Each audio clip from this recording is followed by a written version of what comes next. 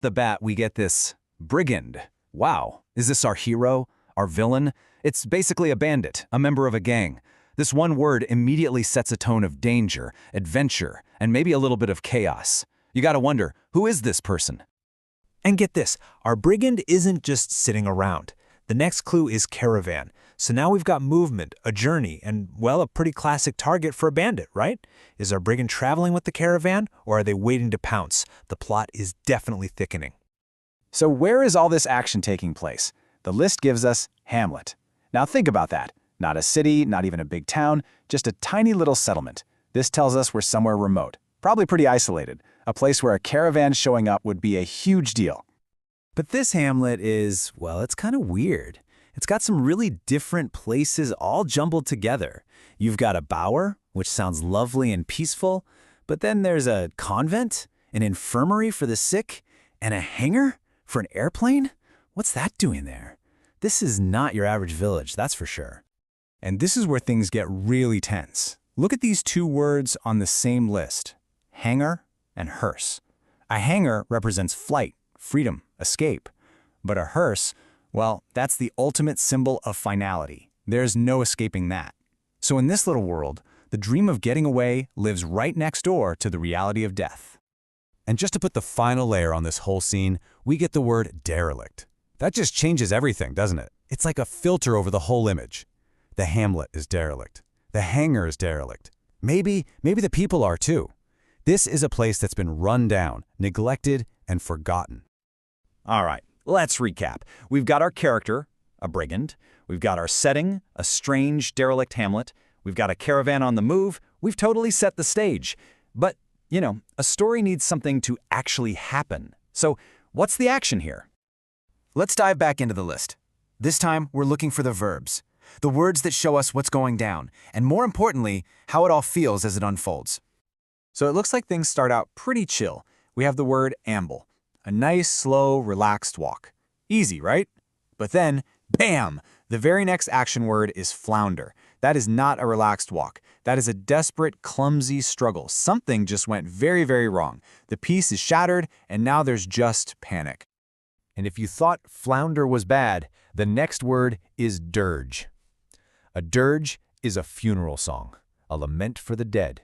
So that struggle, that floundering, it seems pretty clear somebody didn't make it. And just like that, our potential adventure story takes a sharp turn into tragedy. You know, it's no accident that dirge and hearse are on the same list. That's intentional. The storyteller is leaving a trail of breadcrumbs for us, and it's leading straight to a very somber conclusion. That struggle, it led to death, period. Okay, so we have the who, the where, and the tragic what happened. But what's this story really about? To figure that out, we've got to look at the last set of clues, the really abstract words that hint at a deeper meaning. First up is idiosyncrasy. It's a fancy word, but it just means a peculiar habit, a quirk. The fact that this word is on the list tells me the writer really cares about what makes their characters unique. Our brigand isn't just some cardboard cutout bad guy. They have a specific quirk that makes them tick, and it's probably central to the whole story. Next up, heresy. Whoa! Now that's a loaded word. It means going against established beliefs. So maybe our brigand isn't just stealing stuff. Maybe they're a rebel, fighting against the rules of that convent, or saying something that's forbidden in this little hamlet. This isn't just a crime story anymore. It could be a story about ideas. Then we have circumlocution. That's just talking in circles, right? Being vague on purpose. So who's doing that? Is it a character who can't bring themselves to say what really happened? Or is it the storyteller? Maybe the whole story is told this way, circling a dark truth without ever looking it straight in the eye. And then we get this one, expiate, to atone for guilt or sin.